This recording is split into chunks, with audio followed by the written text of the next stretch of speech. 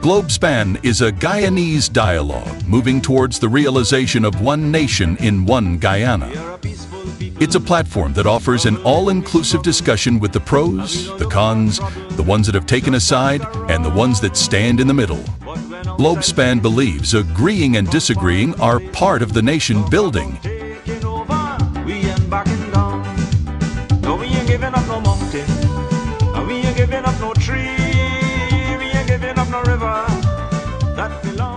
Globespan believes that every Guyanese voice is part of the nation building. As we span the globe for voices from the diaspora and those living home, we stand on our commitment that we are all Guyanese working towards one nation in one Guyana.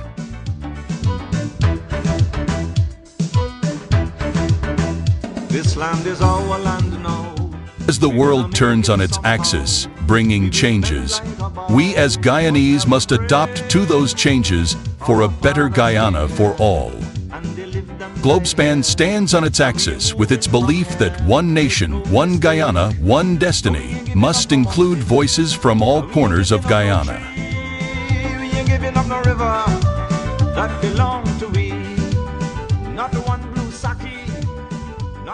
All our listeners and to all our friends around the globe, we are broadcasting live here from New York.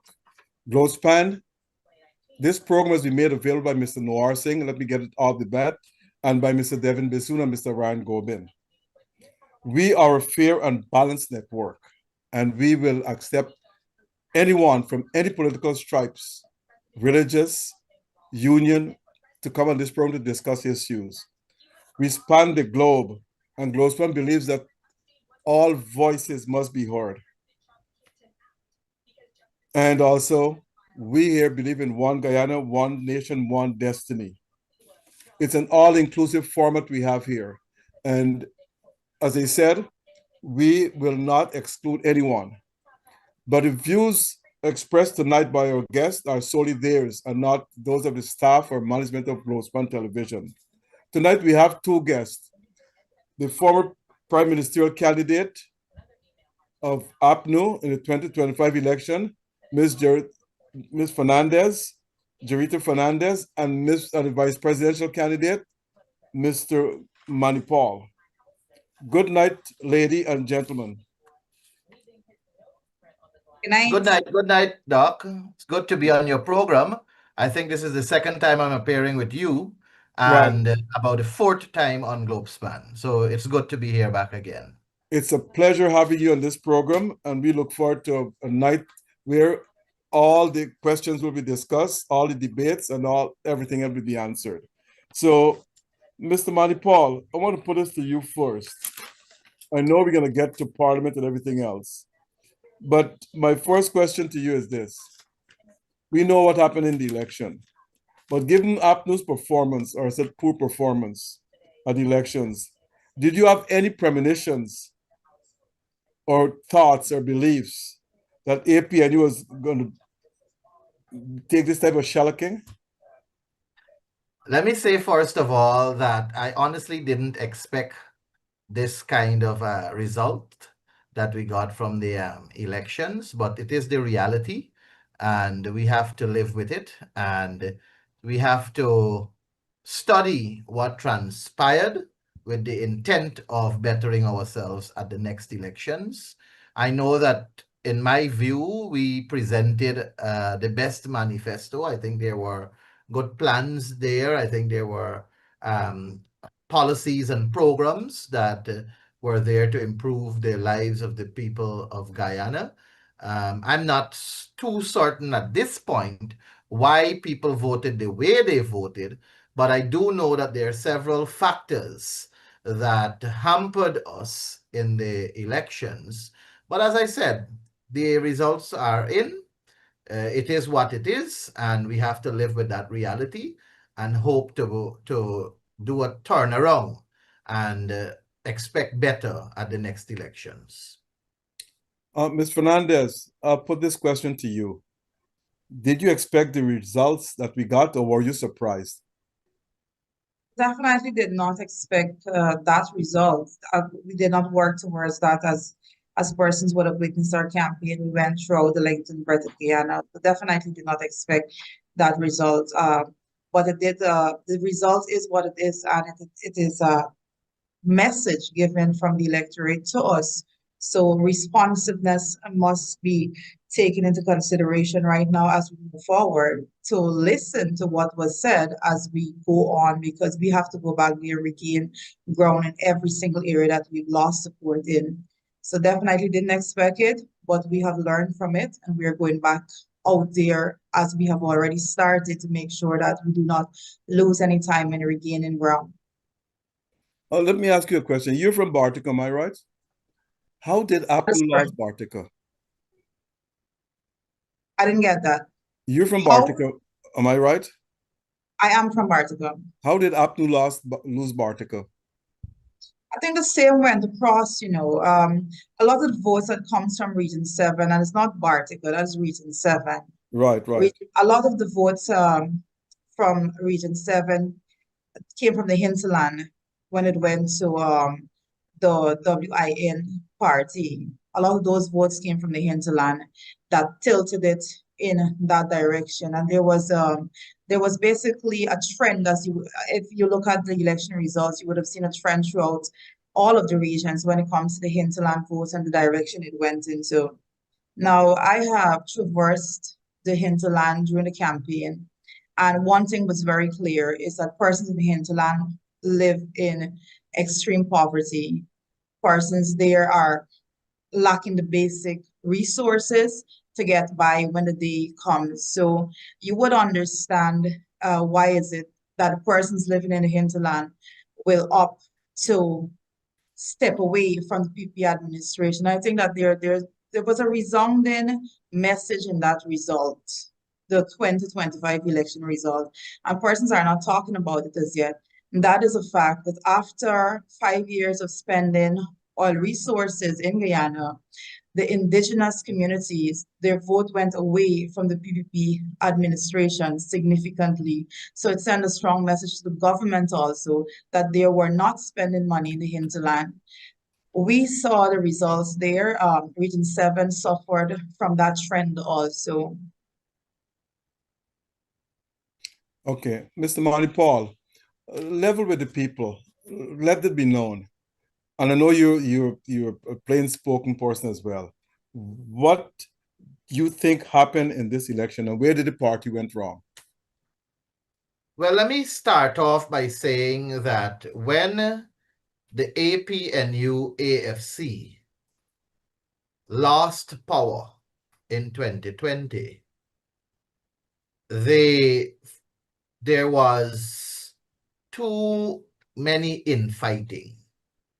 And the sad reality is that constantly you would see in the press various different sources, as is claimed by the press, releasing information for whatever purpose, and it didn't serve the best interests of the APNU AFC.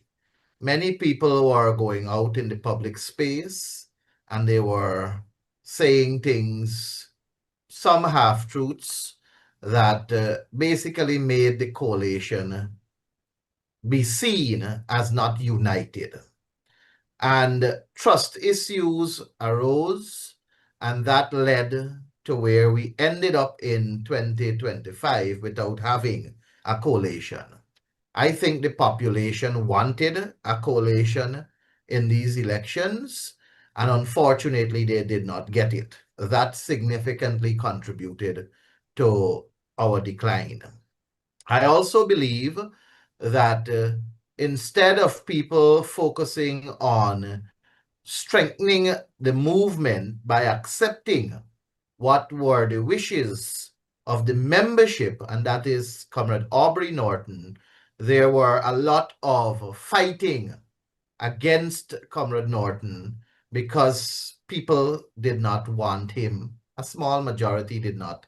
Well, I should say a small majority, a small faction did not want him.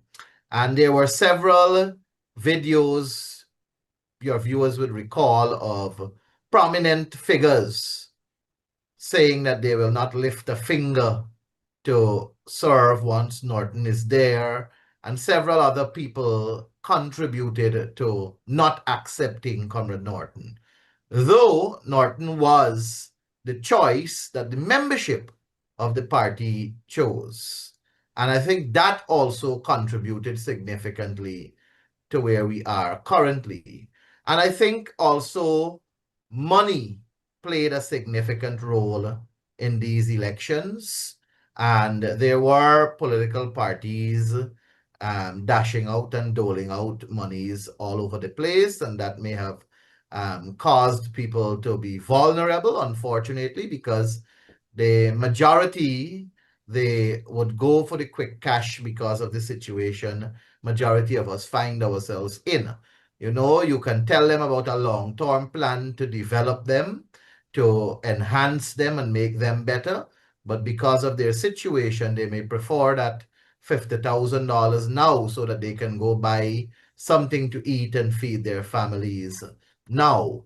And additionally, I think with all the infighting and the bickering and the issues that were in the public space, motivation was also lacking in terms of our membership in the regions across the country. We did have representation in all 10 regions, but I don't think that they were motivated to give up their best. And though we came out with the best manifesto in the end, though we had a powerful team mixed with youth and experience, and though we presented a campaign that was basically informative and energetic, at the end of the day, it wasn't sufficient to counter all that had happened over the 5 years period. And I think that is what caused us to be where we are. I don't think the people have lost interest or have lost hope in us. I think the people do recognize that there are several fresh faces and several of the players within the 2015-2020 period that also contributed to causing the issues that we had in 2020 to 2025. I think the population realized that they're not there per se in the mix of things right now. I think the country recognizes that there is a new leadership team, or I should say a new breed of leaders. Juretta Finance, young and dynamic, educated, extremely talented. Myself, you have Vince Roy Jordan from Region 5, young also, dynamic, educated, intelligent also. Riaz Rupnarain, a young man from the Pomeroon, soon to get his doctorate, and he has played a tremendous role in the last elections with ensuring that we satisfy all the requirements to contest. Nima Flubes, I think, was the most improved member of parliament for us in the last parliament, and she is very dynamic also and representing the interest of people. Coretta MacDonald. We have young businessman Saiku Andrews there now. Terence Campbell, of course, comes with a wealth of experience, business acumen, and he brings a different flair to the flavor. And I think it's moving in the positive direction for us to regroup, restructure, and rebuild. And that is the focus of the APNU right now, to ensure that we are ready for the next elections, the next regional and general elections, which are expected to be held in 2031.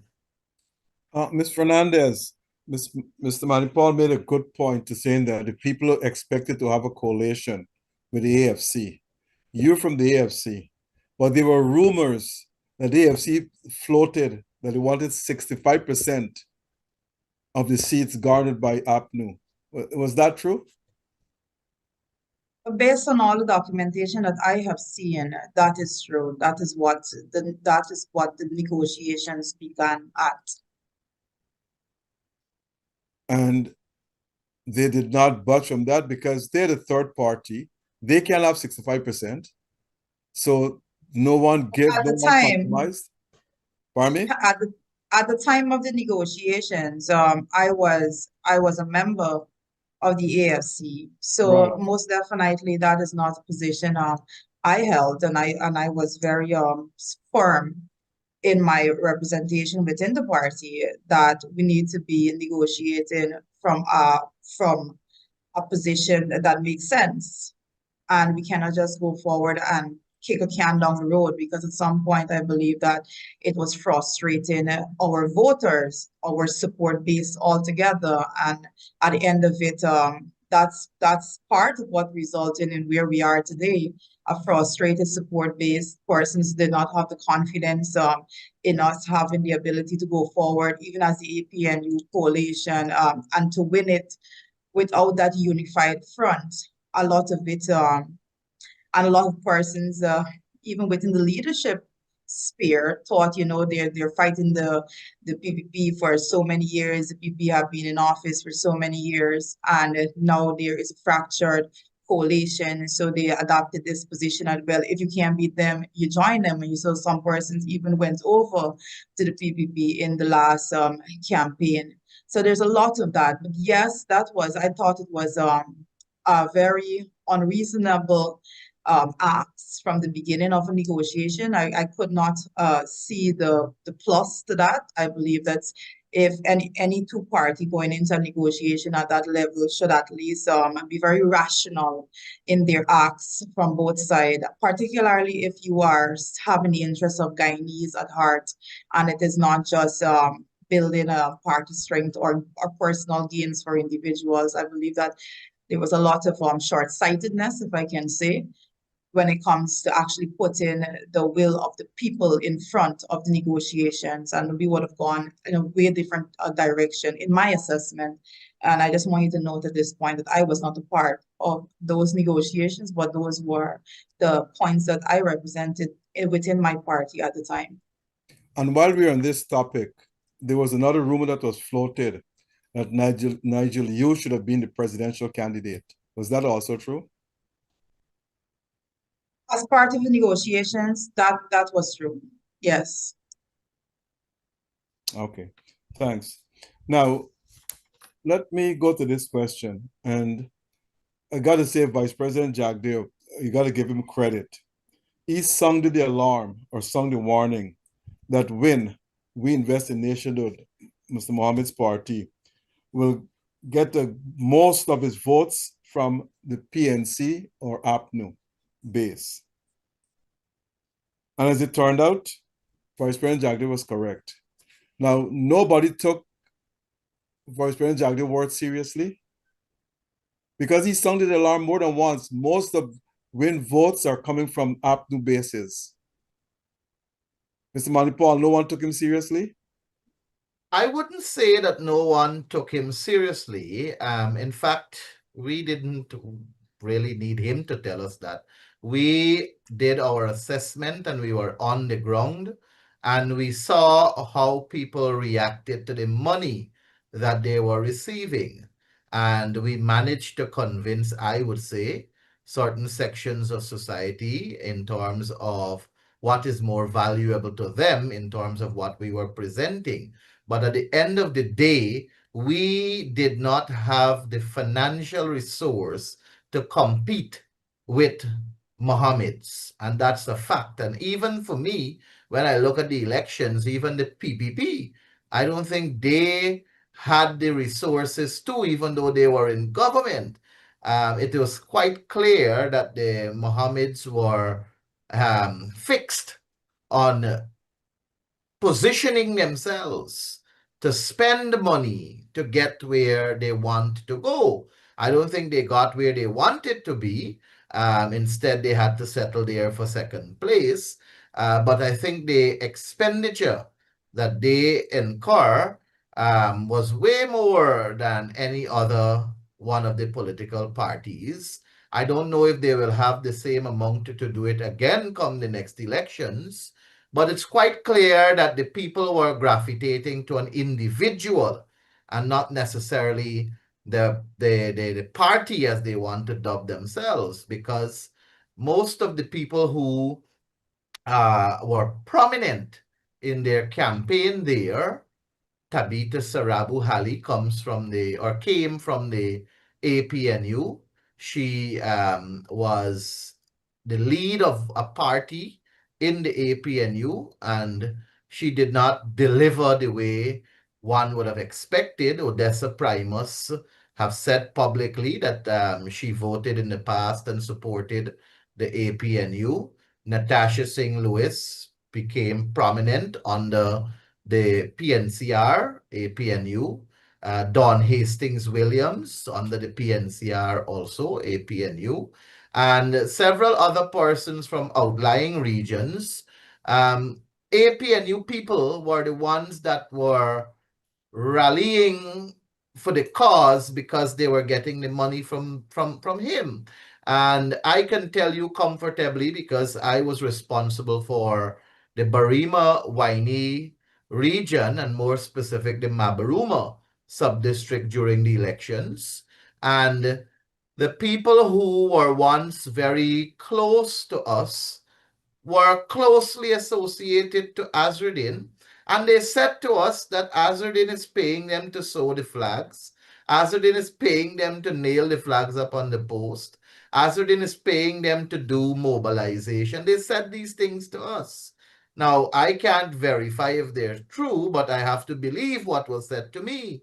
And people also gave us the assurance that they are accepting what he is giving, but at the time of voting, they will vote for us. But unfortunately, I don't think that really pan out.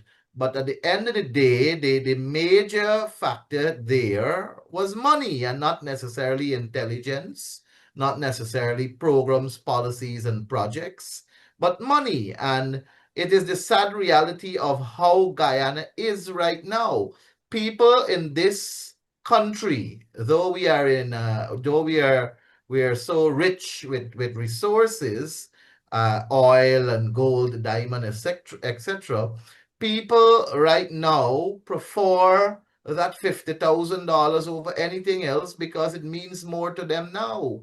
They need money. Now, Allow me, if I may, sure, go ahead, sure. proffer another angle for your question. I believe that the way in which I've been looking at it, and when I heard Barjak in particular speak and say that he expect the Win Party to be pulling more from the APNU AFC coalition at the time, my interpretation was a little bit different, because when you have a government in place, there being the PPP government with a $1 trillion budget, and they are starving sections of the society from the resources that is supposed to be dispensed equitably within the country, then it's the people that are being starved of the resources are the ones that will be looking to see what direction they can go in so that they will be able to better benefit from resources. So it's not, I don't just like to see it as a money just being pushed from other opposition opponents, but more so looking at the fact that this is $1 trillion economy that we're talking about. We're talking about a government that separates very stringently who benefits from the resources of the country, and large sections of the country are not benefiting from those resources. So most definitely, when it comes to the people who are not getting the resources, they are the ones that are going to be looking to see which option seems to be a better option for them. And then comes into play what Mr. Paul just explained, that there it is, one of the competitors that's going up against the PPP have a little bit of money that they can throw at the people, and it can solve some immediate issues. But here we are now into the National Assembly. And if you go in, for example, there was a lot of persons going into the hinterland, into the indigenous communities. And I'll just give a random example right now. If you go and into an indigenous community that have 300 residents, and they all have housing issues, because if you go there, you will understand that there are entire communities in the hinterland that have poor housing. If you go there and you see 300 residents and they're having housing issues, and you go and you build 5 houses for 5 families, that does not solve the issue. So that bit of there is no individual in this country that has the amount of resources that you can solve the issue of poverty, but persons were very gravitated to the idea of being a part and being a recipient of the monies that were being distributed during that period of time. So I think it's more compounded and than simplistic how we should look at what went on. And Doc, before you go on, let me also make this point. We have to let history inform us also. And I think when you look at the voting bloc of Guyana and you look at the two major political parties, the PPP and the PNCR, you would know from history that majority of the Afro-Guyanese gravitate to the PNCR and majority of the Indo-Guyanese gravitate to the PPPC. And since the introduction of third parties in Guyana, the shift has always been the PNCR bloc.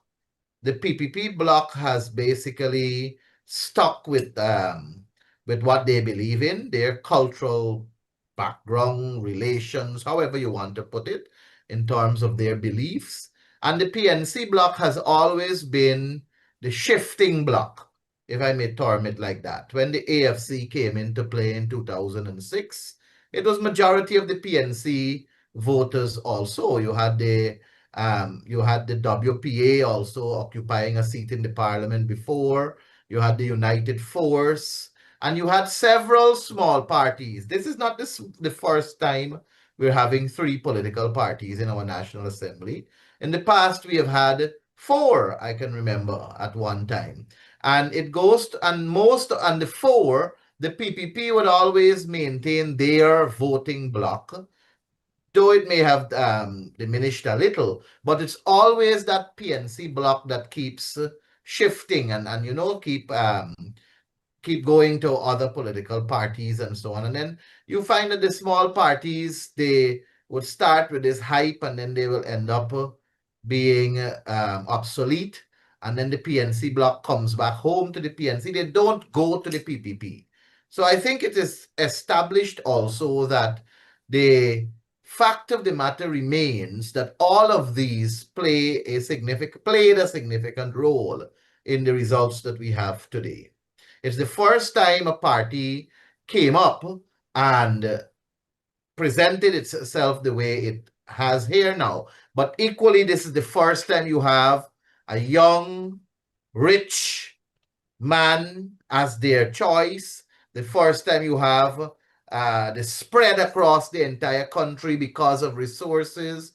The first time you had so many preambles to his entrance into politics. And I call it preambles and not philanthropy because it was the preamble to get into the politics, constructing homes, giving out cars, going and give hampers, feel sorry for the elderly and so on. Do you see that happening now?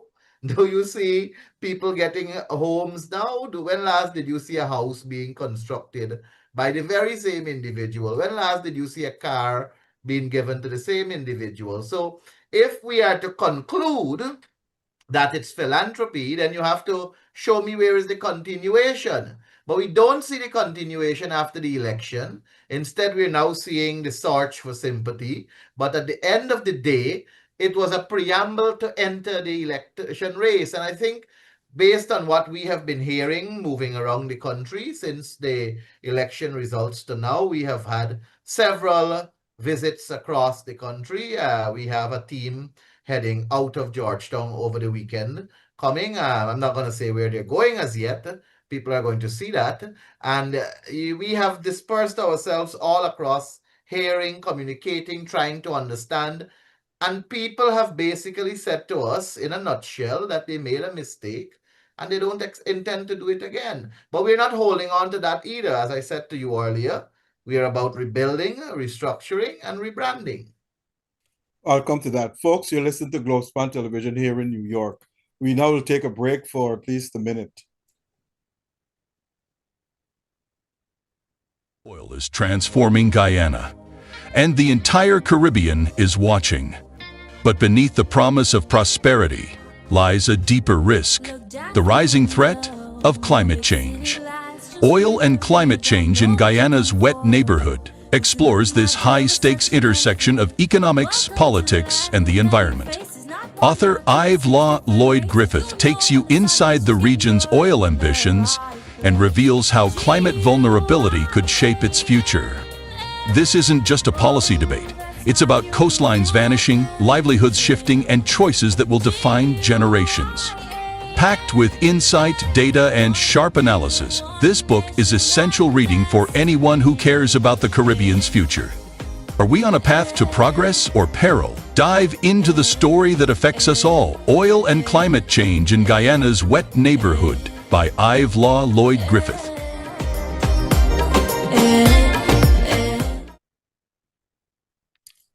Thank you, Devin. Now, let me get back to a question that most of our listeners have been asking.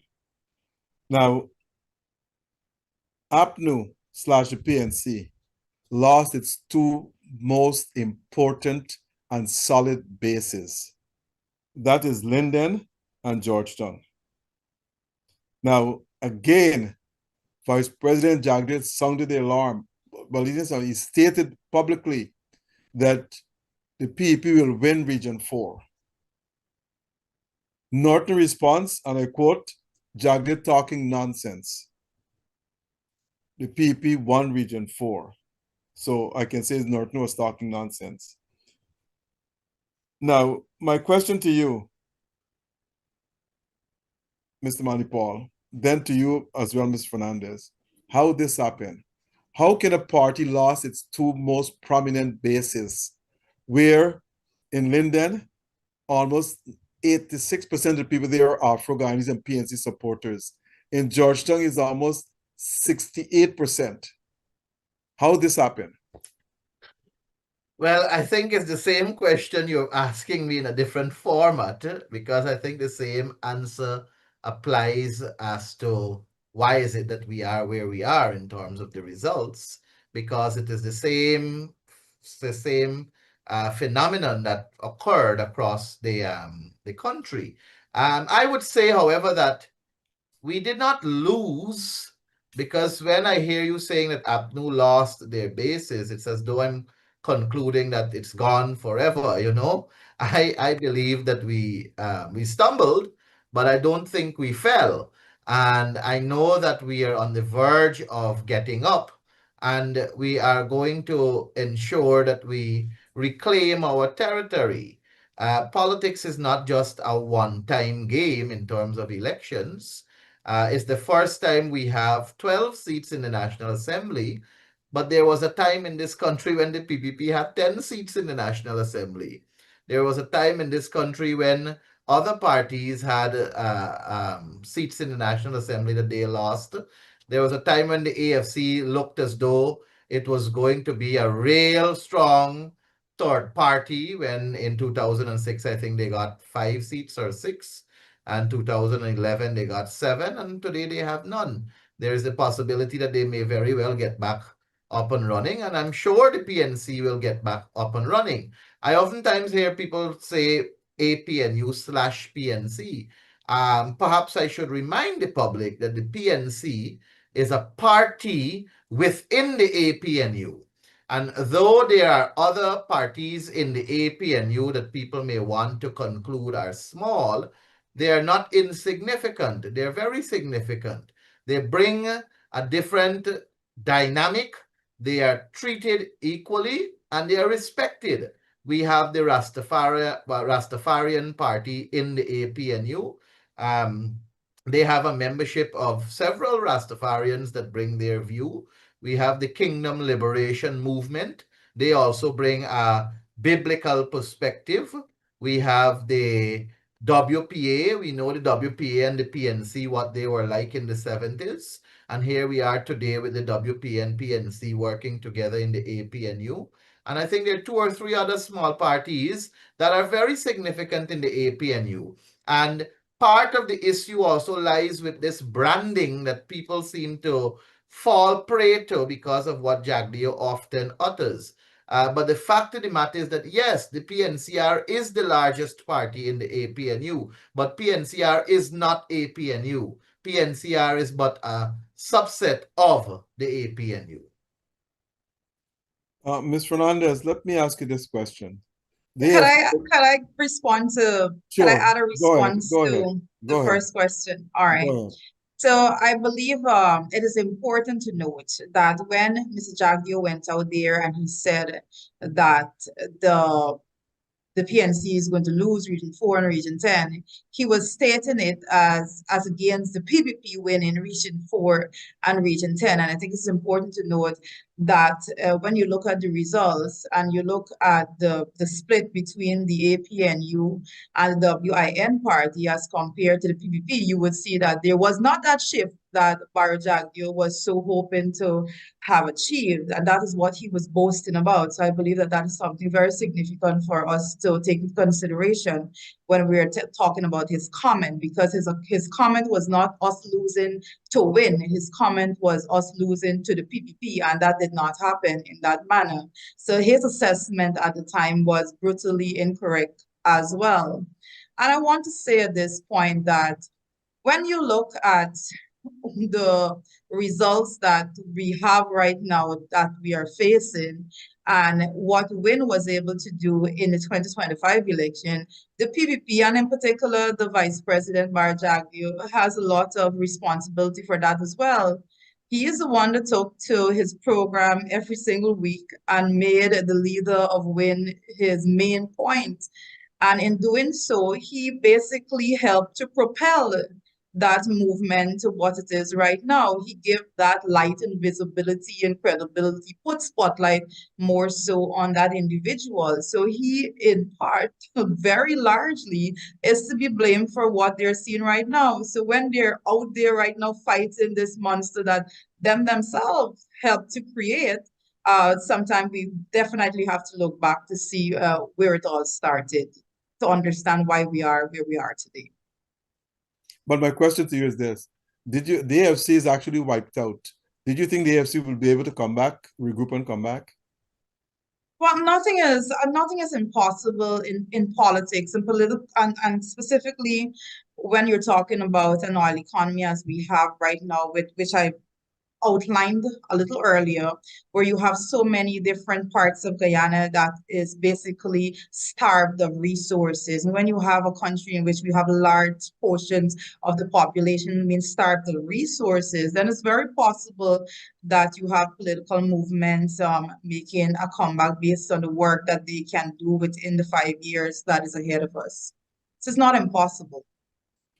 I have a question from one of our viewers, but he talked about your beauty on the TV, but I'm ignoring that part of it.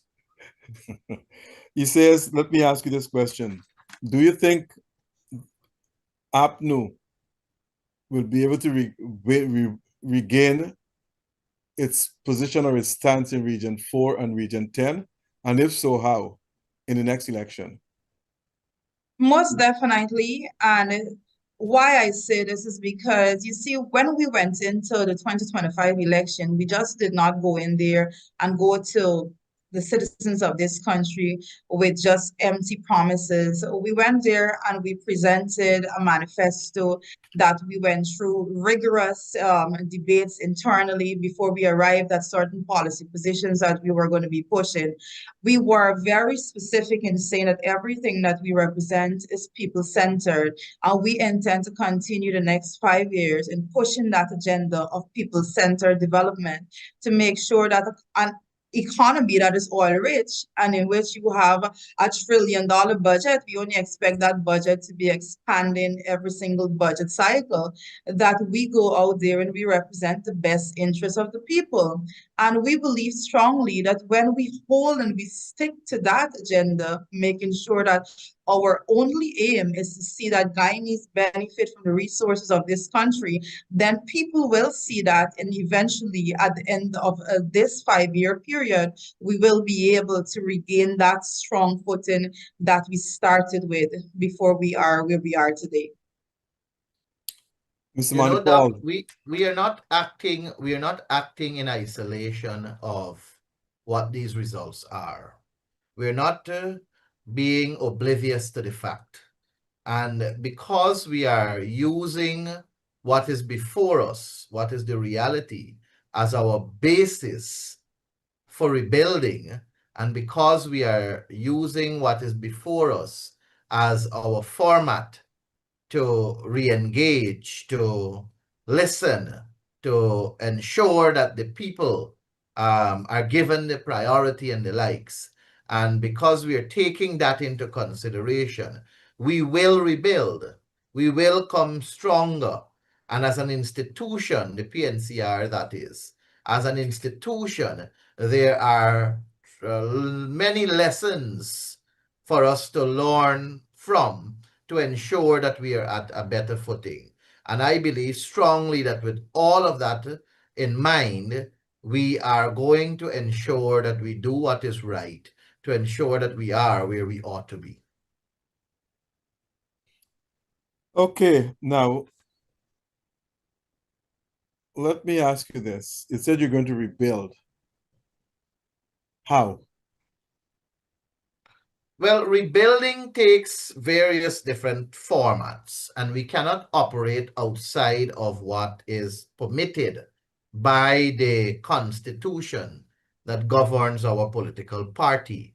And rebuilding requires us to ensure that we go back to grassroots politics, we be present in the field as often as possible, engage, hear from the people, ensure that we take their message into consideration. We be more open and open with them. The party goes through its process of having its biennial delegates congress to hear from its membership, to rebuild groups that we have across the country so that we can ensure that they're functioning, to ensure that there is the participation of the regions in their regional conferences and so on. So part of rebuilding requires us to ensure that the machinery is fully oiled and is functioning, and the machinery in the sense of the people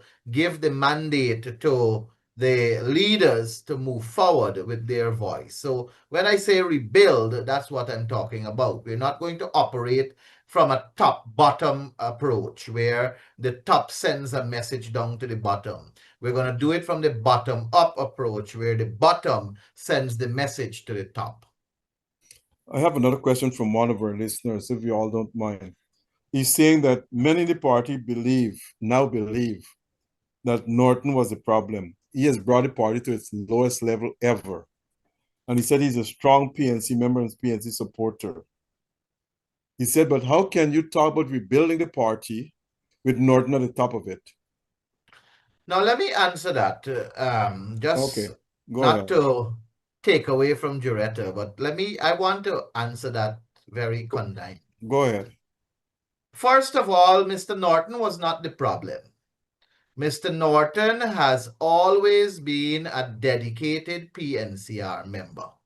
Mr. Norton came into politics in 1972, and he stayed committed and loyal to the PNCR, always advancing the PNCR for the betterment of Guyanese. And he has always participated in promoting the PNCR's agenda and objectives, which is basically to lift all Guyanese. 1992, when the PNCR lost power, Mr. Norton didn't run and leave the PNCR. He was there still. He played a significant role in many ways, shape, and form to hold this party together from 92 to when we went back into power in 2015. And not him alone, there are several other people who did it. But Mr. Norton never once budged. Mr. Norton has been in political life for so long and was never associated with any form of corruption. Mr. Norton was never associated with any get-rich syndrome or trying to fill his pockets. Mr. Norton was never the problem. Mr. Norton in 2021 decided to run for leader of the party. Mr. Norton was not controlling the machinery in 2021.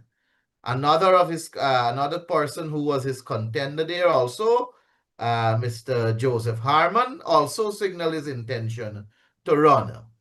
David Granger, who was leader at the time, said that he will not run. And because of our democracy in the party, anybody who felt that they had the ability and wanted to run and enjoyed the endorsement via nomination could have run, because that is what our party is about, the democracy. Mr. Norton threw his hat in the race. And when he threw his hat in the race, he won the elections. The people, the membership of the party elected him in 2021. And from the time he was elected in 2021, instead of there being a coming together to work for the common good, there was a team that was focused on bringing him down. And I am going to tell you here and now that sadly, I was also a part of that team for a short stint. And when I recognized that we are doing an injustice to this great party, and we're participating in a move that is anti-party and against the PNCR, I walked away, much to the displeasure of those who are the others that were involved. But I walked away and I went to Mr. Norton and I said to him that I am a PNCR member and we have to rebuild this party and bring it back to the strength where it has to be. Then came 2023, Biennial Delegates Congress again, and Mr. Norton won those elections again. But him winning still did not convince a few of the known faces that have public presence to come on board and work towards the common cause. The problem was not Mr. Norton. The problem was the people who made Mr. Norton the problem. The problem was the people who focused on Mr. Norton and not focused on the bigger picture. The problem was the people who had the time and energy to divert their attention to Mr. Norton and the internal party as opposed to challenging the real oppressors of the country. And you found that the cussing out, the what you call it, the defamation of character, the character assassination, it was so dominant on social media and in the public space that it was consuming the attention of the electorate as opposed to the policies, programs, and projects that Mr. Norton was pushing for. That famous slogan that developed into a strategy that became a manifesto, the People-Centered Development Project, the People-Centered Development Program, the People-Centered Development Strategy, whichever one you want to accept. It was one that was brought to the team by Mr. Norton. Majority of what you see in our manifesto, and Juretta would bear me out on this, majority of what you see in our manifesto are ideas that were put by Mr. Norton and further developed by a team. Mr. Norton always promoted and pushed the agenda of making the ordinary man the real man. He has always articulated the need to lift the poor out of the nightmare they find themselves in. He has always been driven by the need to uplift the ordinary. So again, I say to you, people allow themselves to become captive in a cage surrounded by only negative things that came from others without knowing the individual, without ensuring that they get to know the individual and engage with the individual. And I have oftentimes said, knowing the man and hearing about the man are two different things. And I know of several people, after they engaged with him, after they spoke with him, they came back and they said that he is not what they thought they would have had from him. And the sad reality is several people who had their own political ambition, who wanted to be in the upper scheme of things, were advancing arguments to damage his character, and in turn it led to them damaging the entire party, and that's the sad reality. But again, I say to you, Mr. Norton was not the problem. The problem was the people who made Mr. Norton the issue. Ms. Fernandez, you want to weigh in on that, or you want me to ask you a different question? I could weigh in just a bit. What I would say, quite frankly, is that no one individual makes or break a political party, and no one individual holds responsibility or bears the blunt of the responsibility for any results, particularly when it comes to the 2025 election results of the APNU. It is not a defeat of no single individual, and I think that should be made very clear. When it comes to my understanding of some of the challenges, I know Mr. Mike Paul went through at length there, and I want to say that the political ideology and more so the internal governance structure within parties has a lot to do with how these things play out. And if you would have remembered, Dr. Rose, back in 2020 when Irfan Ali was announced as the presidential candidate for the PPP, there was so much in the media and there were so many sections of the PPP that was discontented, and they were making a whole lot of noise in the public that they didn't want him there. A lot of attacks went on in that regard. But when it comes to the internal structure and how they operate, they all had to come together in the end and throw their support behind that individual, because that is how that political party operates. When it comes to political parties that are more democratic in their structure, and that everybody have a voice and their voice is respected and they have the freedom to go out and basically express themselves, we see a lot of the challenges. So democracy at that level of internal political party structure, it comes with costs as well. And you see that cost bearing out very heavily in parties like the APNU slash PNCR, because persons are given that leverage and that freedom to express themselves publicly and all of that, as against other political parties, like I just highlighted, the PPP in 2020. So definitely, at no point in time could we bear it and put the blunt of the results at the feet of any one individual. And collectively, we all that participated in that campaign have a cost to bear. Collectively, we have to identify where we went wrong and move forward. And I think it is the easy way out, if I dare say, for persons to cast blame. Casting blame on individuals, that is the easiest thing to do. But when it comes to actually taking up responsibility and say, well, we collectively erred in this regard and righting our wrong, that is a little bit more challenging. So persons just a lot of time just go and they cast blame. And I want to say at this point, I am not trying to water down whatever interpersonal interactions persons may have had outside of that, but I'm speaking holistically. When it comes to a political party, it is a collective effort, and it is not just one individual that bears the blunt of any of that. Mr. Monty Paul, quickly, do you think Mr. Norton going to run again for re-election next year if there's a Congress?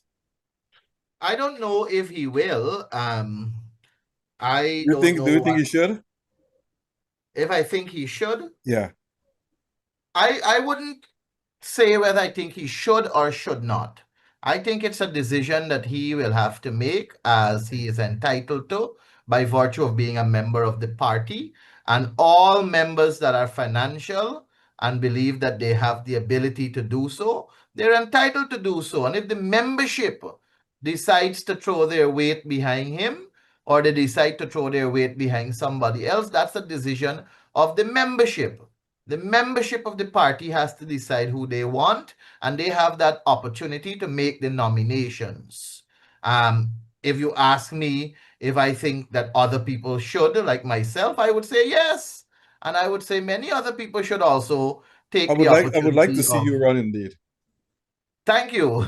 But at the right time, I will make the right decision, at least in the best interest of myself and my party. But as it is right now, the procedure requires nominations. And if Mr. Norton is nominated, or myself, or Terence Campbell, or Vince Roy, or even Juretta, if we are nominated, we will have to make that decision. And when we make that decision, I'm sure it will be informed by the current atmosphere we will be in. It will be informed by several factors, and the party will make the choice at the elections. Okay. I have another question from one of our listeners there. They said, any decent leader, politician, or what have you, who perform poorly in elections across the world, any place in the world, will normally resign the day after or a few days later. Nigel Hughes did it. The AFC performed extremely poor, and Nigel resigned. Ms. Fernandez, do you think Mr. Norton should have resigned? I think that that is a decision that the central executive of the PNCR, and more in particular Mr. Norton himself, need to be engaged in. But when it comes to Nigel Hughes resigning, the last I checked, that resignation was not something that bared out. So that was just more so something that was carried in the press. No, but he resigned as leader, Mr. Hughes.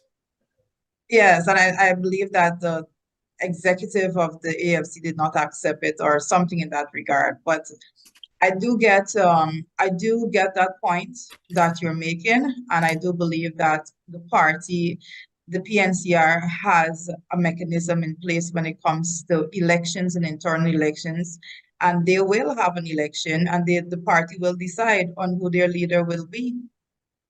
Let me weigh in on this too. I Okay. don't believe Mr. Norton should have resigned. Well, he didn't, so I don't believe he should have resigned. And I'm happy that he didn't. And I'm going to tell you why, Doc. The PNCR at this critical juncture, we need to also be guided by institutional knowledge and institutional memory. We are grateful for Mr. Norton. We're grateful for the likes like Jeffrey Thomas, Ronald Austin, and several other long-standing, committed comrades of our party. We unfortunately lost our chairman, who resigned. When he resigned, or let's say that Mr. Norton had resigned. Had Mr. Norton resigned, it would have therefore meant that the chairman would then have to assume the leader position for 90 days and then call a biennial delegates congress for us to elect a new leader. The chairman resigned, and that is why it was necessary for Mr. Norton to still stay there. I don't believe that a captain would just jump off his ship and leave it to sail in La La Land or Wonderland. I think Mr. Norton should be commended for staying the course and steering the ship. Mr. Norton is right now playing a fantastic role as an advisor to our MPs. As you see and know, Mr. Terence Campbell enjoys the confidence of the 11 others as the lead MP. That wasn't a decision that was singularly made. It was a decision that was made in the best interest of the members of parliament, and it is embraced by all 11 others.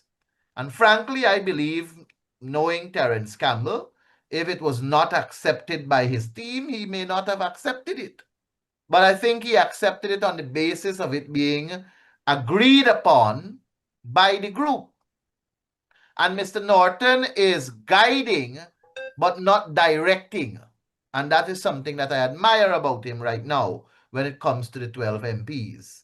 And I do believe that in the near future, Mr. Norton, when he feels comfortable, that he will say to us that it is time for us to move on.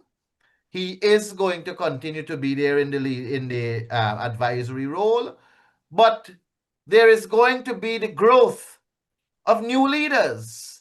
There is going to be the growth of others, and it will happen in a matter of time.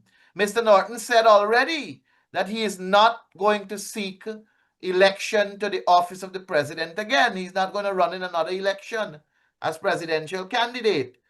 That was his decision. And if he feels at the next biennial delegates Congress that there is somebody who has the ability and can function effectively to lead the party in the direction we ought to be, I believe he's going to support that person. And I believe that he's going to ensure that the party is put on a positive trajectory going forward. But I'm happy that he did not cut and run. I am happy that he did not throw the party away by just jumping off the ship and leave us to sail without any form of direction. Mr. Norton right now in the PNCR is perhaps the most knowledgeable, the most experienced, and the person with the greatest of academic wealth in terms of the party's history, and that is needed at this point in time for us to inform our present and chart the course for the future. So we will not throw him away. We will not throw away any of our seniors. We will rely on them as we grow ourselves into moving into leadership position at higher offices. Okay, great. And I'm so happy to have both of you because you all been very, very candid and straightforward. And since the election is now mapping any member from any party, so I'm very, very happy to have both of you. Now, here's another question. And I think you all knew this as well. Most, if all the polls were showing that Mr. Norton was trailing the PEP and also trailing Azharuddin Mohammed by a large percentage of the points. Did any one of you saw those polls and spoke to Norton? What I know, Doc, is that, as I said earlier, because of this failed negotiation with the AFC, because of the money and because of the internal fights and so on, those things contributed significantly. In terms of the polls, I did see some polls earlier in the race, and it did show, I think two of the polls I saw showed Mr. Norton at number 3, and I think there was one that showed him at number 2, and then there was one that showed him a slight edge above the PPP. But I have never really relied on those information because the sample size for me, first of all, and this is personal, the sample size for me was too small to draw that kind of conclusion. The demographics of Guyana, the polarization, the plurality of the society, however you want to term it, I think it was not done properly and effectively, and I didn't take it into serious consideration. But at the end of the day, I think had we had the coalition in place, it would have been different. You asked a question earlier in terms of the same coalition and the 65%.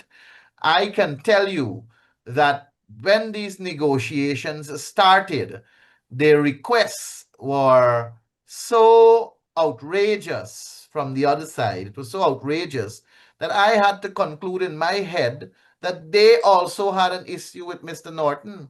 And their primary focus was that if y'all want to keep Mr. Norton there, we're going to have to get A, B, C, D, which were really outrageous. And that's why we found ourselves where we are, the sad reality. Ms. Fernandez? Well, I did not see any poll that bared out to be absolutely accurate at the end of the 2025 election. I did take a look at a few of the polls that were done. I think that a lot of polls were done, particularly, I know of at least two polls being done that was aimed at informing the negotiations or at steering negotiations a certain way, even between the coalition parties. And if I dare say, when we look at the results of the poll, one of those polls were basically trying to put Nigel Hughes as a more preferred candidate above Mr. Norton, and the two of those gentlemen led their respective parties into the election, and the AFC, as you just said, was wiped out in that election. So there's a lot of dynamics that was taken into consideration, but I strongly believe in when it comes to data. I'm somebody that rely heavily on data. So a lot of that what was being shown in the polls, I did take into consideration. A lot of the different aspects, not when it comes just to the presidential candidacy, but also when it comes to what was affecting Guyanese in terms of cost of living. And those things did inform a lot of the campaigning that we did also. So, yes, we did look at the polls, but putting our best effort forward, we believed at that time that looking at the polls, gathering that information as to what is affecting Guyanese, different aspects, different sections of society that was being affected, and so forth. If we would have been able to model and present policy positions that would best aid persons to get them to a better place in life, we would have been able, that was our belief at the time, to gain their support. Sadly, what we learned in the election is that a lot of persons were not too keen on digesting the information as to what was within those policy that we presented and all of those things. So it did not perform or play such a key role in the decisions of the electorate when it came to going into those polls on the 1st of September.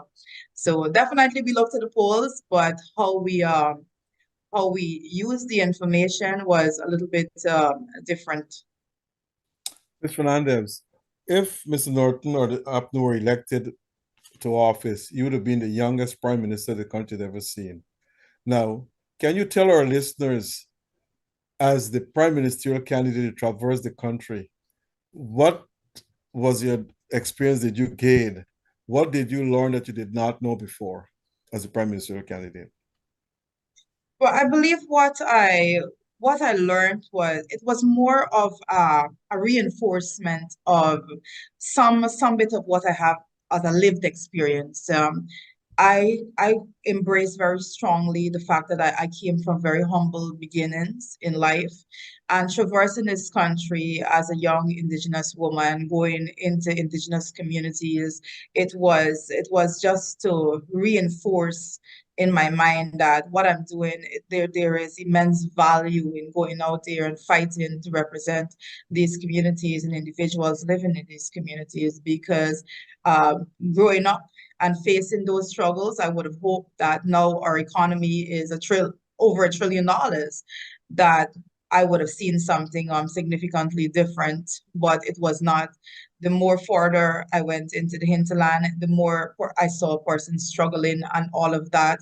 One of the things that was that did it was very enlightening, I would say, is that going into the hinterland, into the heart of the hinterland, and reaching some indigenous communities and having persons sing the PNCR national anthem. I mean, that struck me at some point in time. Like, you would not believe that you can go into the heart of the hinterland and reach somebody that knows the PNCR's national anthem from beginning to end. So there was a lot to learn, and from that experience, there was a lot to learn about what was done before in this country. I went into Region 1, for example, going there and looking at hundreds of acres of land populated with the heart of palm, and learning that that was a project there from Forbes Burnham. And that was his aim at making sure that Indigenous people, Indigenous communities were part of the economic development of this country. There's a lot of history and a lot of legacy that is there, that is to inform, that can inform the current generation and future generations to come. But most definitely, I would say that it was an immense learning experience that I am going to carry with me as I move forward in these 5 years. And I can tell you that it has just ignited even a bigger flame within my heart to go fight for persons that cannot fight for themselves. If given the chance in 2030, would you assume the role as prime ministerial candidate again? What I can say is that I work very well within a team. I work very well within any team. I believe that any role that I am entrusted with, I will serve to the best of my ability. I can serve with another prime ministerial candidate. I can serve as another prime ministerial candidate, whatever it is at the time. Once it is the desire of the population and the will of the people, I will put my best foot forward and as we go into the 2030 election. Okay. Now, Dr. Terence Campbell, as you know, is your new parliamentary leader. But for the first time in the history of the PNC, and I will say APNU since APNU was formed, that the party has been relegated to a third party in parliament. How effective you think you all will be in parliament as a third force? What I can say is that Before you go to that question, I want to just before you go to that question, you asked Juretta two questions just now in terms Right. of prime ministerial candidate and her trip around the country. And I think I don't know if I'm going to get into trouble for this, but I'm willing to take the risk. Juretta Finance is a mother, and Juretta actually left her 9-month-old baby and traveled this entire country to represent, to hear from the people, and to campaign for the APNU. Joretta traveled, I know, because I was part of the team that used to do the logistical arrangements to get her from point A to point B. I remember Joretta going into Region 7 a day, spent 3 days there in the Upper Maz, come out on the 4th day, and then leave immediately to go into Port Kaituma, then move to Matthews Ridge, come down back to Port Kaituma, going up to Mabaruma, coming out from there, then go in the same day on a chartered flight to Aishalton, and then work her way from Aishalton, coming up to Letem, going down to the North Rupununi, also to Hiowa, Port Kaikumbe, and the other areas.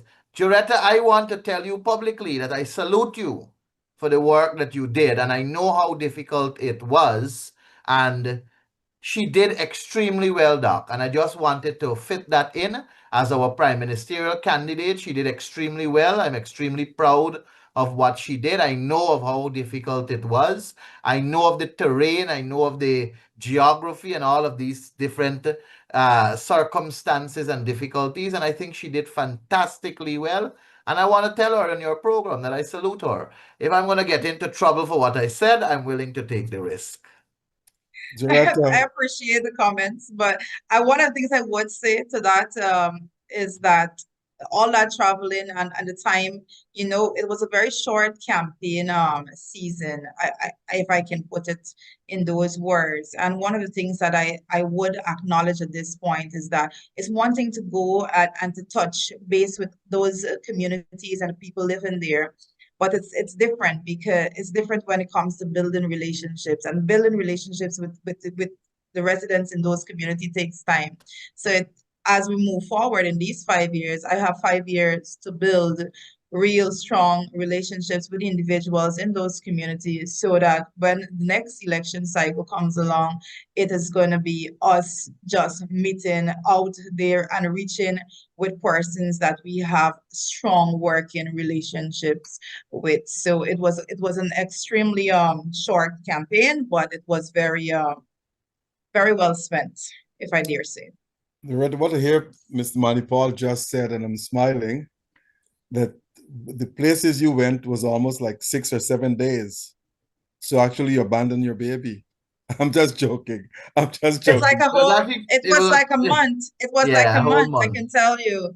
It was in no, and I out. think No, I've had I'm just joking though. I'm just joking. no, it was a basic it was kind of that. I don't think there's a better way to put it. My daughter was left with my mother, and I have to say salute to my mother because if it wasn't for her, I would not have been able to do that campaign because she was my arms and legs when it comes to assisting with my baby and my other daughter as well because I have two small children. And at this point, Dr. Rose, if I can say, a lot of times persons see politicians, parliamentarians, and we tend to forget that we're real people with real Yeah, that's families and true. real responsibilities as well. Everybody else gets to go out there and to go into work for 8 in the morning. You clock out at 4:30, 5, and you go home. But as a member of parliament, as a politician, we don't get to do that. And when those persons go home and they scroll their phone, they see something, they're like, oh, why the politicians not on this, doing it right now?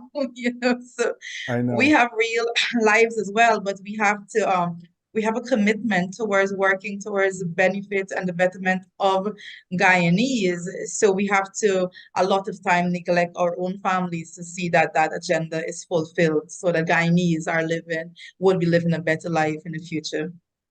So coming back to the question under Dr. Terence Campbell leadership in Parliament, how effective will APNU be as a third force? What I can say to that is we had 31 seats in Parliament from 2020 to 2025. 31 seats, not 16, not 12, 31 seats. And with the 31 seats, and the PPP had a one-seat majority from 2020 to 2025. And with their one-seat majority, they shut down every single thing that we took to Parliament. They made to the National Assembly, that is. They made sure that they did not give way. So when we look at the construct of our National Assembly and the fact that we have an executive president and we have a government that once they have a one-seat majority, they just have their way and the opposition just have its say. Whether or not we have 12 seats, 16 seats, or 31 seats, the result would be the same if the PPP administration does not lean towards having letting better sense prevail and taking good policies and enacting it so that it will become law, then we'll be in the same position with 12 seats as we were in with 31 seats. But I have to say that cannot deter us from pushing through with our parliamentary agenda. We would be doing a disservice to the people of Guyana if we just go and throw back our hands and say that no matter what we do, the government will have its way. It is our duty and responsibility as members of parliament to represent the people that elected us to be members of parliament and to go out there, present questions to the various ministries, make sure that we craft motions, make sure that we push our parliamentary agenda and table things to the liking of the people. Everything that we're going to be doing is going to be representing the ordinary Guyanese to make sure that their lives would be a little bit easier in these years. So definitely, we're not looking forward to any easy run, but we are hoping that at some point in time, their better sense does prevail at the level of the PPP administration, being the government of the day, so that they will take good policies and support it. And I want to know that we have in the past supported good policies that came from the PPP administration as well. We look forward that when we table bills, motions, that the PPP administration will look at what is good for the people and support that. But at no point in time does 12 or 16 seat make a difference as compared to 31 seat. Once the PPP have 1 seat majority, they control the narrative and the decision making at the level of the National Assembly. Well, now they have 3. But how long have you been in Parliament, Ms. Fernandez? From 2020. Okay, my next question to you is this. Mr. Manipal, I'll get to you just now. If I'm not mistaken, I stand corrected, are you an accountant? Oh, I am not. I'm not an accountant. I studied economics and I have a master's in public administration as well. Okay. Now, so my question to you is this. What tipped the scale for you to enter politics?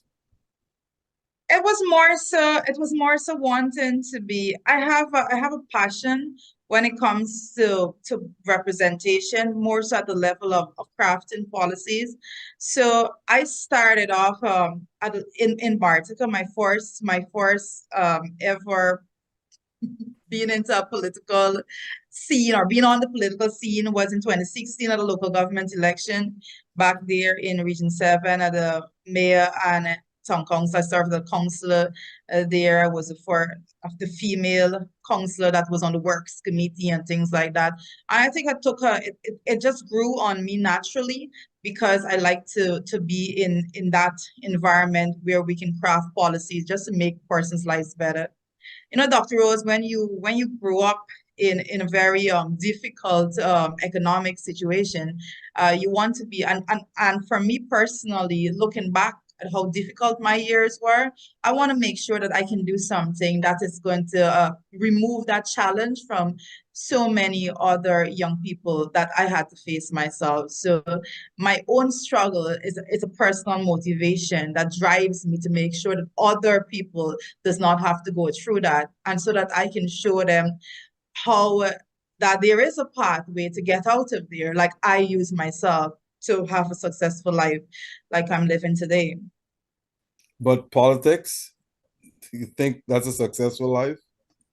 No, I'm not talking about politics. I'm talking about my own personal life, separate to that, so that I am not in the same economic situation that I was born into. Okay.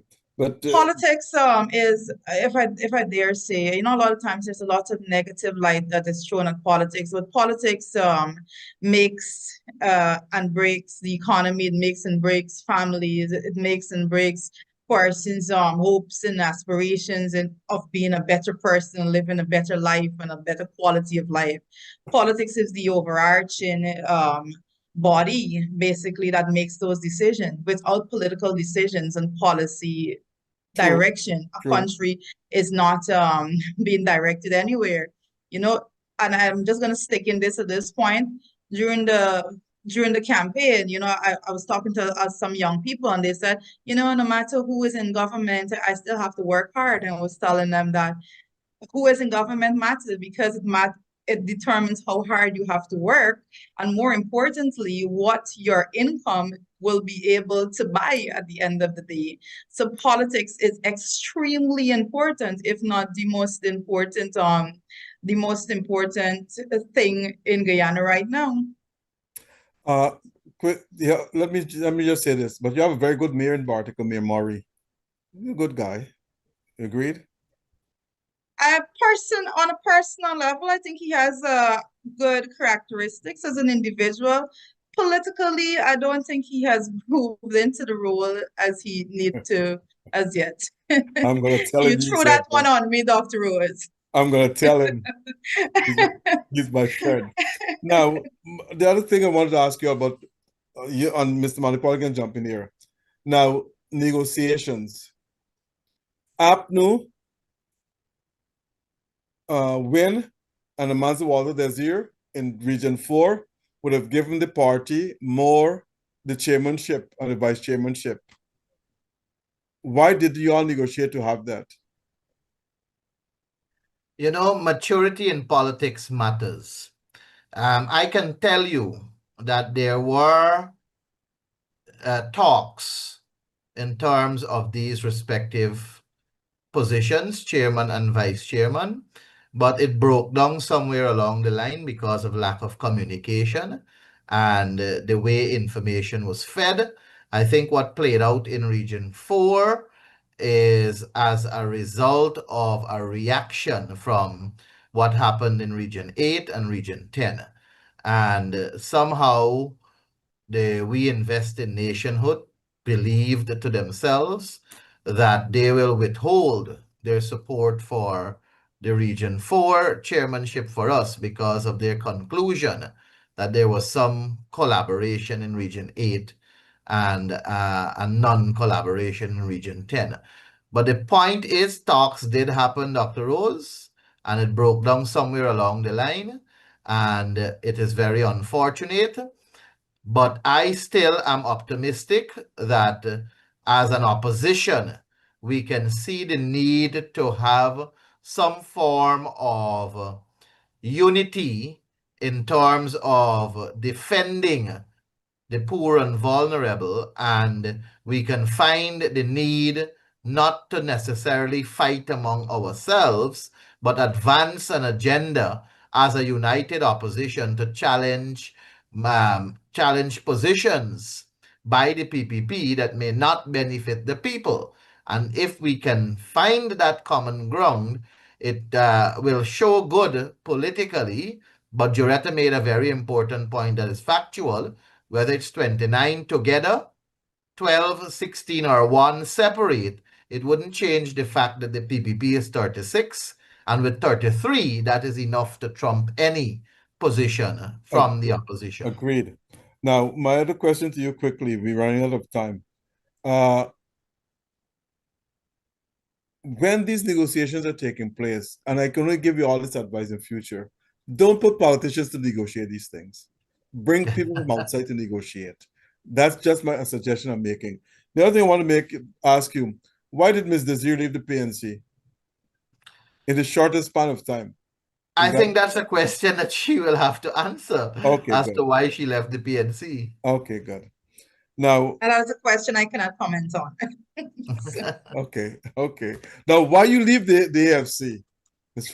Because I support coalition politics. I have a very strong view when it comes to coalition politics, and I believe that the AFC was doing an injustice itself as a political party and to the country as a whole when it did not opt to go into a coalition agreement with the APNU coalition. So I chose to be a part of coalition because I believe that the population, the Guyanese population that is not PPP, is yearning for that coalition agreement.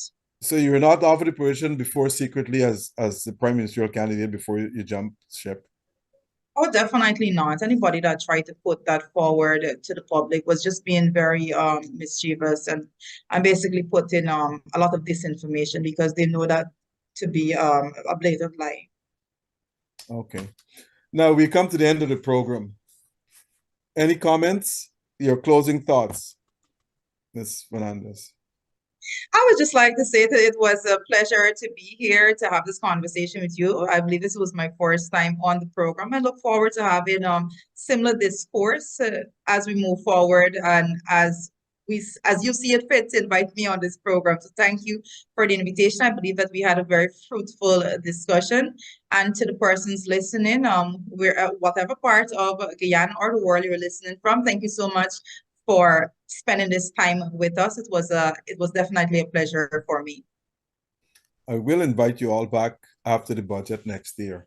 And that budget is coming, I think, at the end of February next year, somewhere down the road. Mr. Yes. Manipal? I do believe the budget is going to be earlier than February.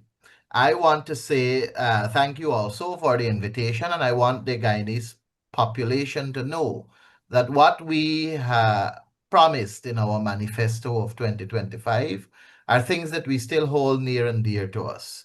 And we will be advancing our parliamentary agenda by submitting motions, bills, and questions to the National Assembly with the aim of trying to see at most how much we can achieve from that what was promised in our manifesto. We will be in the budget debates arguing for the benefits of the people also. I still strongly believe, and I know Juretta also does, that persons who are 18 years and older and earn below $400,000 should get a house lot free of cost. That is something that we hold very dear to us.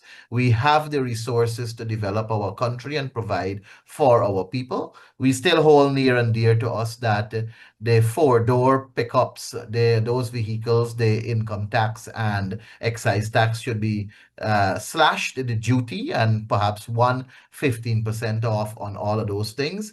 We still hold the view that the old age pension should be significantly increased. Public servants should get a livable income.